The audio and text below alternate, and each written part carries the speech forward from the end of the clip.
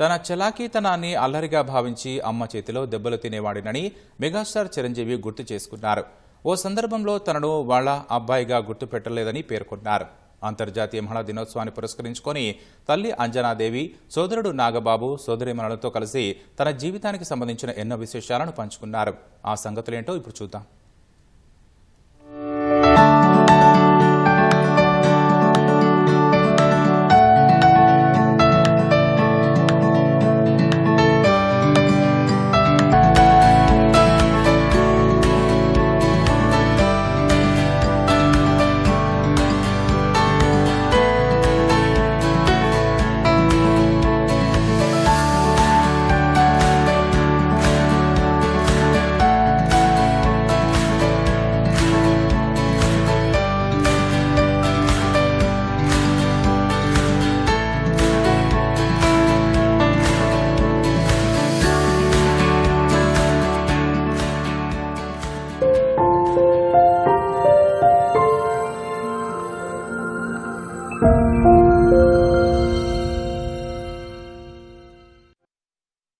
ఇంట్లో 5గురు పిల్లలుంటే సందడి సందడిగా ఉంటుంది.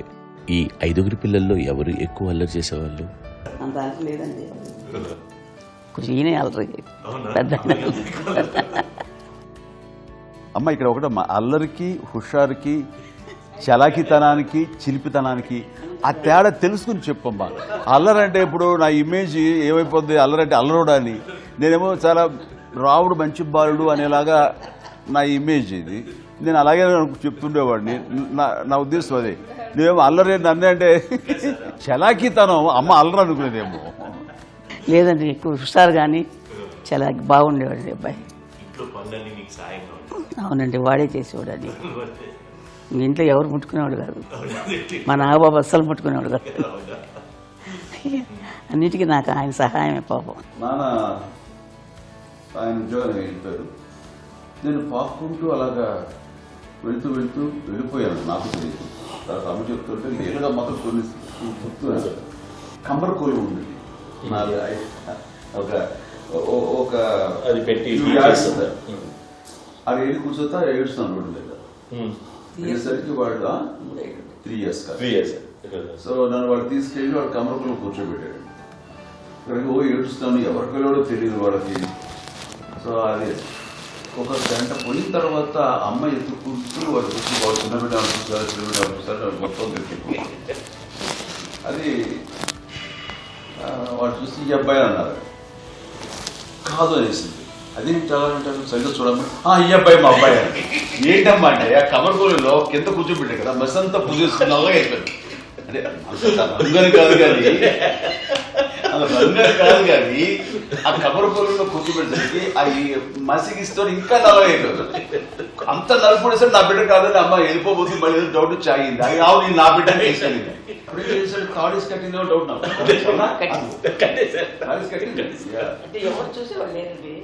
అమ్మేమో అల్లరి అనుకునేదండి. నాకేమో చిన్ననాటి మహాభాగవతం కృష్ణుడి కార్యక్రమం అనుకుంటాను. ఆయన మహానుభావులు అయ్యే వాళ్ళందరికీ ఆ లక్షణం ఉంటుందేమో చిన్నప్పుడు. కొన్నిదల కుటుంబ సభ్యులు మంచి రుచులను ఆస్వాదిస్తారని, మంచి భోజనాలని ఆనందిస్తారని అందరికీ తెలుసు. చిన్నప్పుడు వీరి ఆహారపు అలవాట్లు ఎలా ఉండేవి? ఈదేవి, ఎగిరేవి, ఇవి ఎవ్రీ డే 2 పూట్ల ఉండాలి.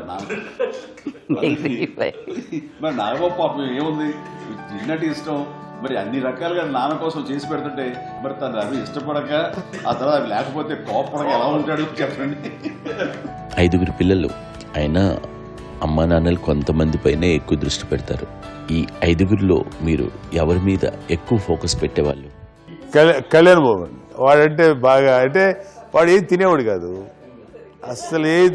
ఆడికి ఏది తింటాడని ఇప్పుడు వాడికి నచ్చకపోతే, ఇప్పుడు నేనైతే నచ్చకపోతే చాలా గోల్ చేసేవాడిని. అన్నయ్యకేమో చాలా అన్నయ్య ఏదైనా ఏది పెట్టినా తినేవాడు, అసలు అడ్జస్ట్మెంట్ తింటానండి. నాకేమో నచ్చకపోతే చాలా గొడవ పెట్టేవాడిని. తినే ఇది ఒక అన్నం, ఇదొక కూరలు తను వెళ్ళిపోయేవాడిని. అమ్మకు అమ్మతో తిట్టి నాకు వెజిటేరియన్ ఎలర్జీ ఉండేది, అంటే చిరాకు అనమాట. కళ్యాణ్ బాబు ఏంటంటే తనకి ఇష్టమైన ఫుడ్ ఉంటే తింటాడు సైలెంట్గా, బాగలేకపోతే సైలెంట్గా వెళ్ళిపోతాడు. అమ్మకి ఏమంటారండి వదిలేమ్మా తన తింటాడు అటు నిశ్శబ్దంగా నిరసన ప్రకటించేవాడు. దాంతో వాడి గురించి చాలా ప్రొటెక్టివ్గా చూసుకునేది అమ్మ. పైగా చిన్నప్పటి నుంచి కొంచెం వాడు వీక్గా ఉండేవాడు, అంత బలమైన ఇది కాదు. దాని తర్వాత కొంచెం అందుకని అమ్మ వాడిని స్పెషల్గా చూసుకునేది. అందుకని వాడు స్పెషల్ కిడ్ అయ్యాడు ఇంట్లో. మీ అమ్మగారు మీ అక్క చెల్లెళ్ళకి ఇచ్చిన సలహా ఏంటి? ఇండిపెండెంట్గా ఉండమంటారు అమ్మ, ఎవరి మీద డిపెండ్ అవ్వదు. ఈ పిల్లలు నువ్వే జాగ్రత్తగా పెంచు, ఎవరి మీద చేయకు, డిపెండెంట్గా పెట్టద్దు అని ఆవిడ మాకు బాగా ఎప్పుడు ఎక్కువ చెప్తుండేది. నాకు కొంచెం టఫ్ టైమ్స్లో కూడా నీ పాట నువ్వే ఉండాలి, ఎవరి ఇంట్లో ఉండదు, ఎవరి ఇంట్లో ఉండదు, మా దగ్గర కూడా ఉంది, నీ దగ్గర బట్టి నువ్వే ఉండాలి. చెప్పారు చాలా టఫ్, బట్ నాకు అదే చెప్పేది. ఇండిపెండెంట్ అట్లా ఒకళ్ళ దగ్గర ఉంటే నీ గౌరవం తగ్గిపోతుంది ఎక్కడ ఉండేది. అది చాలా నాకు చాలా ఇన్స్పైరింగ్ ఉండేది అమ్మ మాటలు. అది ఇప్పుడు కూడా అది చాలా హ్యాపీగా అనిపిస్తుంది అని చెప్పింది. అంతే కదా, ఇప్పుడు మనకి ఏదైనా రోగాలు వస్తే వేసేస్తున్నాం, దాన్ని ఆలోచన మనమే. బట్ తగ్గించే వాళ్ళు కన్సర్న్ చూపించే డాక్టర్స్ చుట్టుపక్కల పిత్తలు కింద ఉండొచ్చు, కానీ పోరాడాల్సింది మనమే. సాగుతుంది. నాకు ఒకసారి కొంచెం ఒక డిప్రెస్డ్ ఇదిగా వస్తే ఫేస్ ఒకటి, నేనేదో ఇంకా మా అందరి నుంచి నేనేదో సపరేట్ అయిపోయినట్టు ఒక సిచ్యువేషన్ వచ్చినప్పుడు అమ్మ నన్ను పట్టుకుని I'm there for you always. ఎవరు నో అన్న ఎస్ అన్న ఫ్రెండ్స్ కానీ ఎవరైనా సరే ఎప్పుడు కూడా అలోన్గా మట్టుకు అనుకోకు, నేనున్నాను. ఆవిడ నన్ను పట్టుకొని ఇచ్చిన అఫెక్షన్ లేదా ఆ ఫీలింగ్ అసలు బలం అన్నమాట. ఇంకా ఏమన్నా చేయగలను నేను, పర్లేదు లైఫ్లో ఐ కెన్ ఏదైనా సాధించగలను అని ఒక భరోసా తల్లి దగ్గర నుంచి రావడం అనేది నాకు ఎవరు అవసరం లేదనిపించింది. అంత స్ట్రాంగ్గా ఆవిడ support, very strong, very practical. అంత స్ట్రాంగ్ చేసింది నాన్న అని చెప్పండి. మా పిల్లల విషయంలో మేము కూడా మేబీ అంత స్ట్రాంగ్ కాదేమో, సెన్సిటివ్గా ఉంటాం, కానీ అమ్మ మటుకు చాలా స్ట్రాంగ్గా ఉండి మమ్మల్ని కఠినంగా ఇలాగే ఉండాల్సింది, ఇలా ఉండండి అప్పుడే మీరు నేర్చుకుంటారు. ఇక్కడ అమ్మ పాజిటివ్నెస్ గురించి ఇంకో మాట చెప్పాలి. కాన్షియస్ వెళ్ళిపోయింది, ఏం చేయాలో తెలియదు. అమ్మ వయసు చిన్నది, ఇద్దరు తీసుకుని ఆ బిడ్డని ఒళ్ళో పెట్టుకుని శవాన్ని డెడ్బాడీ రిక్షాలో ఇంటికి వెళ్ళాలి. ఇప్పటికీ నాకు గుర్తు ఆ విజువల్స్. అని నాన్నకి తెలియదు ఏ విషయం, నాన్న ఎప్పుడు వస్తారో తెలియదు, ఎలా కమ్యూనికేట్ చేయాలో తెలియదు. అది తీసుకుని వెళ్ళిన తర్వాత ఇంట్లో గొడవ పెడుతుంటే ఏం చేయలేదు. చుట్టుపక్కల ముస్లిం సోదరులు ఉండేవాళ్ళు, ఫ్యామిలీస్. అక్కడ మసీదు, పొన్నూరు మసీదు పక్కన మా ఇంట్లో అనుకుంది. ఆ ఇంట్లో అందరూ వచ్చి చూసేవాళ్ళు, వాళ్ళే హెల్ప్ చేసేవాళ్ళు. ఏం చేయాలో తెలియదు, నెక్స్ట్ రిచువల్స్ ఎలా చేయాలో, గర్భకాలం ఎలా చేయాలో తెలియదు. తను చిన్నది, మిగతాందరూ పసివాళ్లే. సో అలాంటి పరిస్థితుల్లో కమ్మి వచ్చినప్పుడు చుట్టుపక్కల వాళ్ళు వీళ్ళు వచ్చి చేయాల్సిన కార్యక్రమాలు చేశారు. ఆ సమయం నాకు ఎక్కడో ఎవరో కమ్యూనికేట్ చేసి డిపార్ట్మెంట్ ద్వారా నాన్న వచ్చేసరికి అన్నీ అయిపోయింది. ఇప్పటికీ అది నాకు మేము ఇలా ఎన్ని పురుషులు ఎన్నుకుంటున్నామంటే ఎలాంటి ఇది లేకుండా జాగ్రత్త అనే ఒక హెచ్చరికలాగా చేస్తూ అండ్ చాలా సపోర్ట్ చేస్తాను. కానీ ఇప్పటికే నాకు ఎంత నమ్మకం, నేను ఏ నిర్ణయం తీసుకున్నా మరొక మాట అంటే దానికి హాస్పిటల్ పెద్ద ఫోబియా. నేను ఎక్కడికి వస్తాను హాస్పిటల్ మొదట రానండి. ఈ మధ్యకాలంలో సరే అమ్మకు మోకాల ఆపరేషన్ జరిగింది. అమ్మ నువ్వు అంత కుంటుతో బాధపడుతున్నావు, అసలు ఈ రోజున వచ్చిన మెడికల్ అడ్వాన్స్మెంట్ నీకు అసలు ఏ బాధ తెలియకుండా మోకాల ఆపరేషన్ రీప్లేస్ చేస్తారు అని వీళ్ళందరూ చెప్పాలి, భయపడతాను. ఎందుకంటే ఫస్ట్ ఎలా నాకు సపరేట్ అవుతాను, ఎలా చెప్పాలి తెలియదు. ఒక్క వీళ్ళంతా కలిపి నీ మాట వింటుంది, ఎవరి మాట మీద గురి నువ్వు చెప్తే వింటుంది. సరే వెళ్ళి చెప్పాను అంతే. ఏదో నాలుగు ముందు చెప్తే ఎలా అవుతున్నారా, సరే ఇష్టం రా లేదులే మా ఊరికి పర్లేదు అని మళ్ళీ ఇంటికి వచ్చాక మళ్ళీ ఒక తెప్పించి ఒక మిషన్ తెప్పించి మళ్ళీ టెస్ట్ చేయించి అందరూ బాగుంది ఏమి లేదు అన్న తర్వాత అప్పుడు ప్రతితో పడ్డాడు. మాకు ఏదో ఉంది మామూలు టెస్ట్ చేయించాలని చెప్పి శ్రద్ధ ఎక్కువ.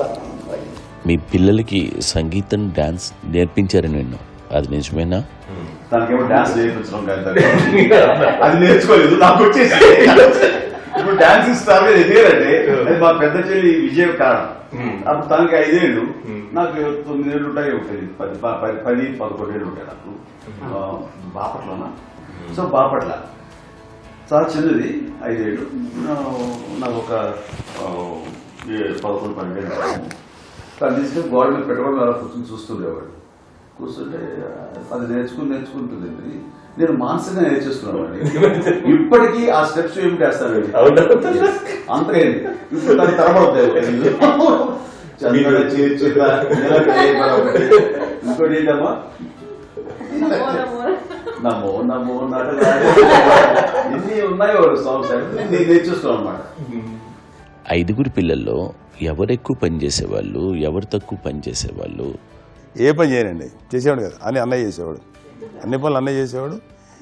ఇక మా చిన్న చెల్లి పెద్ద చెల్లి ఎక్కువ చేసేది.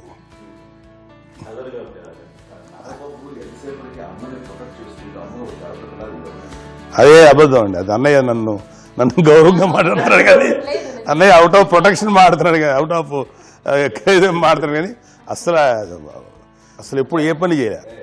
లేదు నిజే ప్రామిస్ అండి, ఏ పని చేసేవాడు కాదు. మా ఇద్దరికి మధ్యలో పాపం అన్నయ్య చాలా పని చేసేవాడు. ఎంత పని చేసేవాడు, నేను ఇచ్చిన తర్వాత మళ్ళీ నాకు ఏదైనా చిన్న పని చెప్తే అది కూడా నువ్వే చేయనివ్వండి. ఆ కోపం వచ్చేది, కోపం వచ్చి ఒకడు కొట్టేవాడు. కొడితే కోపం వచ్చేది తప్ప నేను వెళ్ళేవాడిని కాదు. అమ్మకి ఎప్పుడు ఏంటంటే ఒక ఇదే పని చేయడని, అంతే. నిజంగా ఏ పని చేసేవాడిని కాదు. లేదు లేదు లేదు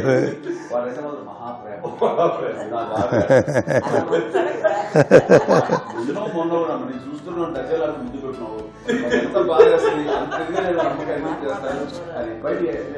ఆర్టిస్ట్ కాబట్టి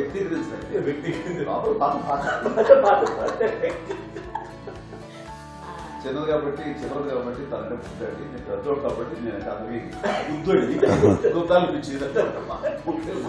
ఎక్కువ కష్టపడింది కానీ మా నాన్నగారి చేతిలో ఎక్కువ అంటే నాన్న బాగా కోపం ఎక్కువ అనుమానించింది కానీ అన్నయ్య పాపం బాగా దొరికేసేవాడు పాపం. ఒకసారి అంటే మరి మాకే అనిపి ఏంటి ఇంత దారుణంగా ఉంది నాన్న మీద కోపం వచ్చేది. నాకు నాన్న మీద కోపం వచ్చేది, నాన్న చూసి బాధ అనిపించేది. అమ్మాయి ఏమనేది కాదు. సరే అయినా సరే ఎప్పుడు కూడా పోనీ అన్ని చేసినా మళ్ళీ తను హైపర్ యాక్టివ్ అన్నయ్య ఫుల్. ఇప్పటికీ ఉన్నాడు. ఇప్పుడు ఈ రోజు కూడా అదే అన్నయ్య సేమ్ హైపర్ యాక్టివ్. యూజువల్గా పెద్ద కొడుకు కొంచెం అంటే సూపర్గా ఒక నిదానంగా ఉంటాడు అంటారు. బట్ అన్నయ్య దాని జస్ట్ ఆపోజిట్. యూజువల్గా ఆఖరి పిల్లలు హైపర్ యాక్టివ్ ఉంటారు, అన్నయ్య పుట్టడమే భయంకరమైన హైపర్ యాక్టివ్.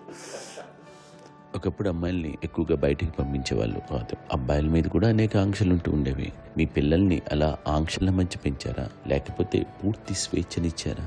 అంటే మాకు మా నాన్నగారు కానీ మా అమ్మగారు కానీ అండి మాకన్నా చాలా బ్రాడ్ మైండ్ ఉన్న వ్యక్తులండి. ఎందుకంటే పిల్లలు ఎక్కడన్నా బయటికి వెళ్తే ఇప్పుడు మేమైతే భయపడిపోతాం. మా విజయ్ కానీ మా చిన్న చెల్లి అన్నయ్య నేను అందరం కూడా ఇవాళ ఉన్న పరిస్థితిలో వాళ్ళు ఎప్పుడు భయపడేవాళ్ళు కాదండి. ఎక్కడికి వెళ్తాను వెళ్ళనిచ్చేవాళ్ళు, లేట్ అయినా అసలు ఏమనేవాళ్ళు కాదు. లేకపోతే ఏదైనా మోటార్ బైక్లు వేసుకున్నాను, లేకపోతే కారులో ఎట్లా పడితే ఎట్లా వెళ్ళినా సరే ఏమనేవాళ్ళు కాదు. వాళ్ళు తెలియకుండానే మాకు ఒక ఫ్రీడమ్ ఇచ్చారండి. సో దట్ అదే ఆ ఫ్రీడంలో భాగమే అన్నయ్య కానీ ఇండస్ట్రీకి వెళ్ళాలంటే కూడా ఒక వ్యక్తి ఒక కొడుకు ఒక గొప్ప కెరీర్ని పర్సూ చేసుకుంటూ వెళ్తున్నాను. నాన్న కానీ అమ్మ కానీ ఓపెన్ మైండ్ తోటి అసలు నువ్వు వెళ్ళినా ఎంతకాలం వెళ్తావచ్చు, నువ్వు ప్రయత్నించని చెప్పి అలా వదిలేశారండి. అన్నయ్య కూడా ఏంటంటే మోస్ట్ రెస్పాన్సిబుల్గా వెళ్ళి చాలా మేజర్ అమౌంట్ అన్నయ్యకి కూడా పెద్ద అమ్మకు వందలు ఇచ్చేది కాదు. కరెక్ట్గా ఆ ఇన్స్టిట్యూట్లో చదువుకునేటప్పుడు ఎంత ఇవ్వాలో కరెక్ట్గా ఇచ్చేది. తనకి ఎక్స్ట్రా ఖర్చు పెట్టుకున్నా అంటే అట్లా ఉండేది అంతే కదా. అంత జాగ్రత్తగా అన్నయ్య కూడా అంత రెస్పాన్సిబిలిటీగా రెసిప్రోకేట్ అయ్యి చేసి, అందువల్ల మా అమ్మ నమ్మకం చూడాలి, మా అమ్మ కానీ మా నాన్నగారి నమ్మకాన్ని ఎప్పుడు అది పాడు ఇంత నమ్మకానికి 10 times ఇచ్చాడు. ఏ వయసెస్ వైపు కానీ ఏ అలవాట్ల వైపు కానీ ఎందులో ఇండల్జ్ అవ్వకుండా నాకు నేనుగా నియంత్రించుకుంటూ సరైన మార్గంలో వెళ్ళేలాగా నాకు వెళ్ళటానికి లోపల ఆ స్ట్రాంగ్ థాట్. అడగగానే వాళ్ళు రెసిస్ట్ చేస్తే ఇచ్చారని ఆపేశారు అని ఏదో చిన్న రిలక్టెంట్ ఫీలింగ్ ఉంటుంది. వాళ్ళ మీద చిన్న కోపం నిరసన ఉండేది. వాళ్ళు అలా లేకపోవడానికి వాళ్ళు వెంటనే అడిగిన వెంటనే జాగ్రత్త అన్న నిర్ణయం నీది, కానీ జాగ్రత్త అని హెచ్చరిక చేయడంతో నాకు మరింత బాధ్యత తిరిగి గుర్తు తిరిగి నేను నడుచుకుంటూ వెళ్ళాను. కాబట్టి అది నాకు ప్లస్ అయింది వాళ్ళ దగ్గర. అంటే మదర్ అంటే తల్లి అనే కాదు, మదర్ ఫీలింగ్ ఎవరిచ్చినా సరే అది నానైనా తల్లితో సమానం అనుకుంటాను. నాగబాబు చెప్పినట్లుగా అట్లాగా అలిసిపోయి వచ్చిన నాకు కాళ్ళు నొక్కుతూ ఉంటే నాకు భయం వేసేసేది. ఆ తర్వాత పడుకో గలవాయించేవాడు, అది కూడా కోపం కాదు. అంటే ఉదాహరణ అంటే మళ్ళీ అదే నాకు మళ్ళీ తిడతారు, ఎందుకు కాపు పడుకుని ఎక్కడ నిద్ర వస్తుంది నాన్న అనుకుంటుంటే. సో ఆ రకంగా నాన్న తన ప్రేమను చూపిస్తుంటారు. ఆ తర్వాత గోండా టైంలో కూడాను నేను ట్రైన్ కింద వెళ్తుంటే నాన్న అక్కడే ఉన్నారు, రాజమండ్రి దగ్గర ఆ ప్రాంతంలో షూటింగ్. ఆయన చాలా కోపం చేస్తుంది, ఇలాంటి చేస్తుంటావు నువ్వు, ఏదైనా అయితే ఏంటి అది చెప్పి. ఏం పర్లేదన్నా, ఏమవుతుందో అన్ని రకాల సేఫ్టీ, అన్ని రకాల జాగ్రత్తలు తీసుకున్నాం. ఈ రోజు ఉన్న సేఫ్టీ అప్పుడు లేదు. అయినా సరే రేపు పొద్దున నీ కొడుకుడు ఇలాంటి పరిస్థితుల్లో నీకు తెలిసి వస్తారు అప్పుడు అనేవాడు. ఎన్నిసార్లు ఆ మాట అనేవాళ్ళు. నాకు నిజంగానే మగధీర టైంలో గుర్రం పెట్టుకుని ఆ రోడ్డు మీద పడిపోయేది అని అన్నప్పుడు నాకు ఆ ఫస్ట్ టైం ఆ ఫీలింగ్ కలిగింది. అలాగే పీటర్ హెయిన్స్ అనేవాడు ఫస్ట్ మగధీరలో జంప్ చేస్తారు, మోటార్ బైక్ జంప్ చేసినప్పుడు ట్రైన్లో పీటర్ హెయిన్స్ అంత హైట్ నుంచి 20 feet 25 feet హైట్ నుంచి పడిపోయి మొత్తాన్ని బోన్స్ ఇరగొట్టుకుని వాడు 7 నెలల పాటు వారు ఇప్పుడు హాస్పిటలైజ్డ్. అది వీడైతే ఏమో తలుచుకుని భయం వేసేసేది. అప్పుడు నాన్న గుర్తుకొచ్చేవాడు, ఓహో వాళ్ళ టెన్షన్ ఇంతే లేవు, మనకి మన కొడుకు వస్తే కానీ తెలియదు ఈ మాట నాన్న ఎప్పుడో అన్నారని అనిపిస్తుంది. Sweet memories. మరి అత్త కోడళ్ళ మధ్య అనుబంధం ఎలా ఉంటుంది? సురేఖ్ గారితో మీకున్న అనుబంధం గురించి చెప్తారా? మా తండ్రి కోడలు కాదండి, నా కూతురండి. అంత బాగుంటాం మేమిద్దరం కూడా.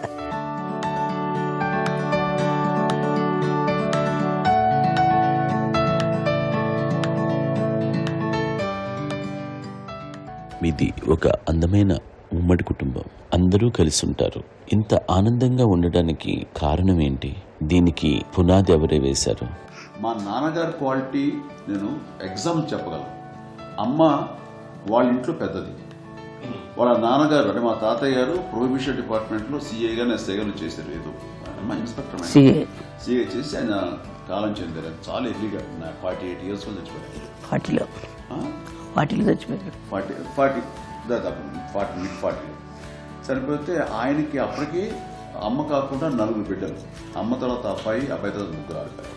వాళ్ళు ఏంటంటే రాకరావిడి నాగబాబు కంటే కూడా చిన్నమ్మ, అది ఆ వయసు అంత చిన్నవాళ్ళు. అమ్మ మా పిన్నమ్మలు మాకంటే చిన్నవాళ్ళు. అలాంటి పిన్నమ్మల్ని ఆయన వీళ్ళ నాగ చనిపోయిన తర్వాత తన ఫ్యామిలీ అంతగా నాన్న పెంచారు. నాన్న కూడా అరాకురా శాలరీ మీద బతికేదే తప్ప కూడా కాదు.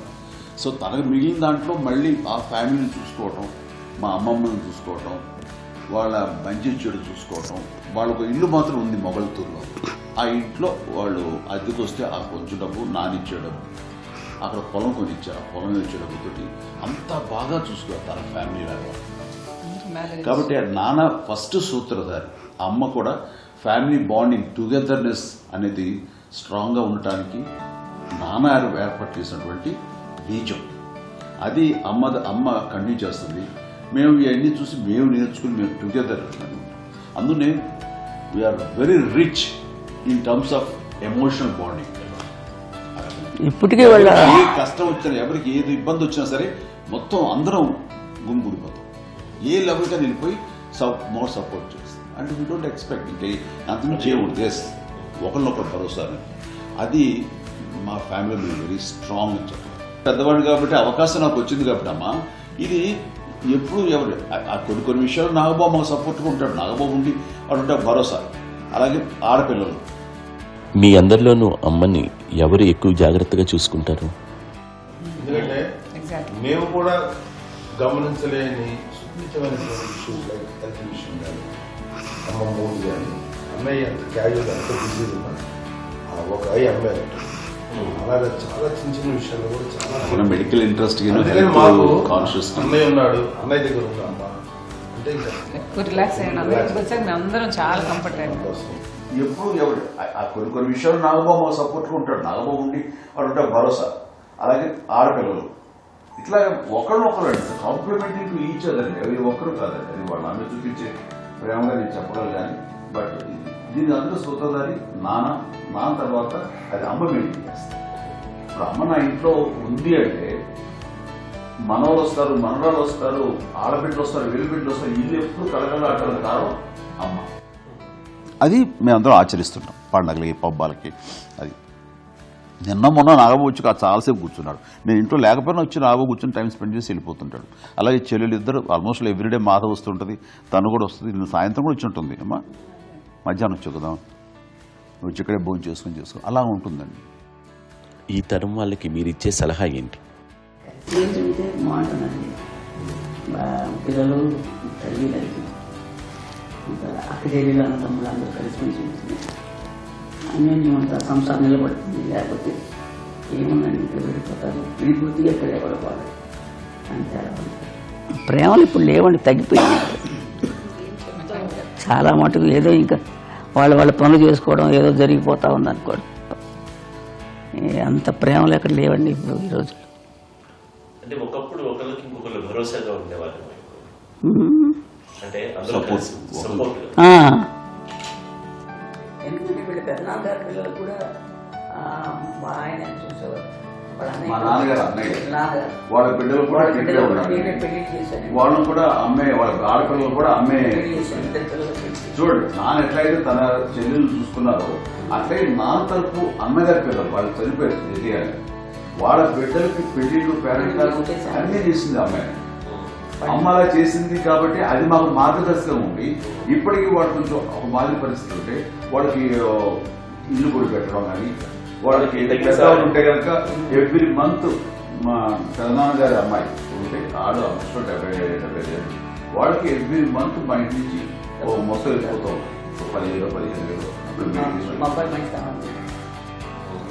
ఎన్నో సంవత్సరాలు వెళ్ళిపోతాను బ్యాంక్ నుంచి వస్తున్నారు. అదంతా కూడా మా పెద్దలు తెచ్చినది. వాళ్ళు కూడా వచ్చి అమ్మ అంతా ప్రేమగా చూస్తారు, ఇష్టంగా చూస్తారు. అమ్మ ఇందాక చెప్పినట్లు ఇచ్చే మెసేజ్ ఏంటన్నది అమ్మ మాటలో చెప్పాలంటే బంధాలు బాంధవ్యాలు అన్నది ఎనలేని ఆస్తిపాస్తులు.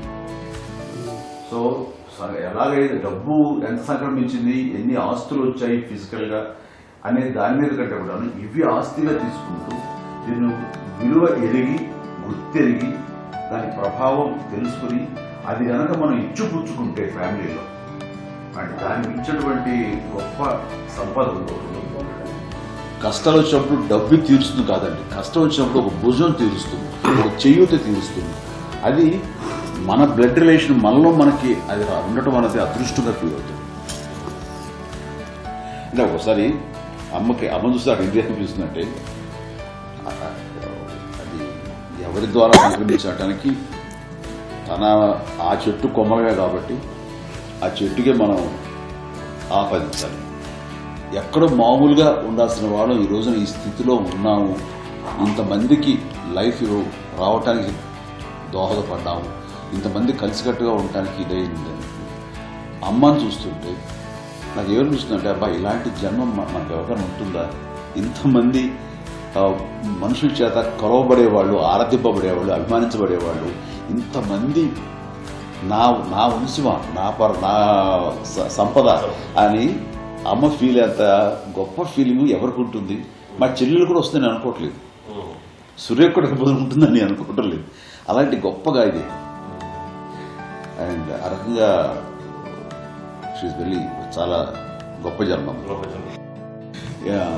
అమ్మకి చిన్న మానసికంగా చిన్న ఏదో ఒక డిప్రెషన్ ఏదో వచ్చింది, ఏదో నాన్న గుర్తుకొచ్చో, నాన్న లేరమ్మో, లేకపోతే వాళ్ళ అమ్మగారు కూడా అదే టైంలో చనిపోయారన్నో, తన దగ్గర ఉండారు ఏదో ఉన్నప్పుడు మేము అందరం సపోర్ట్గా ఉండి మా కొనాలి నా దగ్గర ఉంది అని చెప్పేసి అప్పట్లో అమ్మ వేరేగా ఉంటుంది. ఉన్నప్పుడు ఒకటే మాట అమ్మ నీలాంటి గర్భం అంటే అంజనమదే గర్భం అని బయట ఎన్నోసార్లు నా ఫ్రెండ్స్ కానివ్వండి, బయట కానివ్వండి, కొన్ని సందర్భాల్లో మీటింగ్లో కానివ్వండి, స్పీచెస్లో కానీ అన్నవాళ్ళు ఎంతోమంది అన్నారు. వాళ్ళు ఆ మాట అంటే రీజన్ తెలుసా నీకు? కోటాల్లో ఎంతమంది తల్లులకు నీకు వచ్చిన అదృష్టం, నీకు లభించినటువంటి వరం ఎవరు లభిస్తున్నాం? బిడ్డలు ఎంతోమంది చేత కొనియాడబడుతున్నారు, ఎంతోమందికి సహాయపడుతూ ఆ రకంగా వాళ్ళందరి యొక్క ఆశీస్సులు పొందుతున్నారు. అండ్ ఎంతోమందికి నిరంతరం హెల్ప్ చేస్తూ వాళ్ళ ఎదురు చూసుకుంటారు. అవి ఆ భగవంతుడు మీరు చేసిన పూజల వలన ఆ భగవంతుడు మన నెక్స్ట్ తరాలకు కూడా మనకి ఇలాంటిది వారసత్వంగా ఇస్తూ అదే రకంగా కొనసాగించేలాగా మనకు అదృష్టాన్ని ఇచ్చారు. ఇంతమంది ఎవరు మీ నుంచి వచ్చిన వాళ్ళే, మీకు ఎంత గొప్ప గర్భం, ఎంత గొప్ప జన్మ ఇది. వాటికి నువ్వు ఇలా అవ్వకూడదు. ఎంతసేపు ఇది హై లెవెల్లో ఉండాలి ఫీలింగ్స్గా నువ్వు కానీ. అంటే నువ్వు వీళ్ళలాగా కుంగిపోవడం ఏంటమ్మా అని చెప్పినప్పుడు ఇది నీది కాదు నాది కాదు, నువ్వు నమ్ముకున్న భగవంతుడు నీకు ఇచ్చింది అనుకుంటావు కదా నువ్వు. ఆ భగవంతుడి కృతజ్ఞత తీర్చుకునేలాగా ప్రతిరోజు ఆయన ధ్యానించు, ఆయన పూజలో ఉండు, నీకు ఆయనే ధైర్యం ఇస్తాడు. అంతేగాని నువ్వు నెగిటివ్ సైడ్ ఆలోచించకమ్మా. మా అందరికీ పాజిటివ్నెస్ ప్రివేల్ చేసిన దానివి, ఇచ్చిన దానివి, అందించిన దానివి. అలాంటి నువ్వు నెగిటివ్ వైపు వెళ్ళిపోకూడదు అనుకుంటే అంతే, మళ్ళీ అటుపక్క ఎప్పుడు వెళ్ళలేదు. ఆంజనేయ స్వామి భక్తి ఆయనలో ప్రవేశపెట్టి చెప్పాలంటే ఆయనకి నేను నన్ను దేవుడు ఇంట్లో నేనే ఇంట్రడ్యూస్ చేశాను మా నాన్నగారు. నానంత ప్రగాఢంగా నమ్మి ఆయన దాని వలన లబ్ధి పొందారు. ఆయన అందులో మమ్మల్ని మించిపోయిన స్టేజ్కి వెళ్ళిపోయారు. ఆయనతోటి ఆంజనేయ స్వామితో ఇంటరాక్ట్ అవుతూ అట్లా ఆయన నన్ను నమ్ముకుంటారు. ఆయన నానంటారు అంతా నా గురువు, నా పెద్ద కొడుకు అంటున్నారు, పెద్దోడే గురువు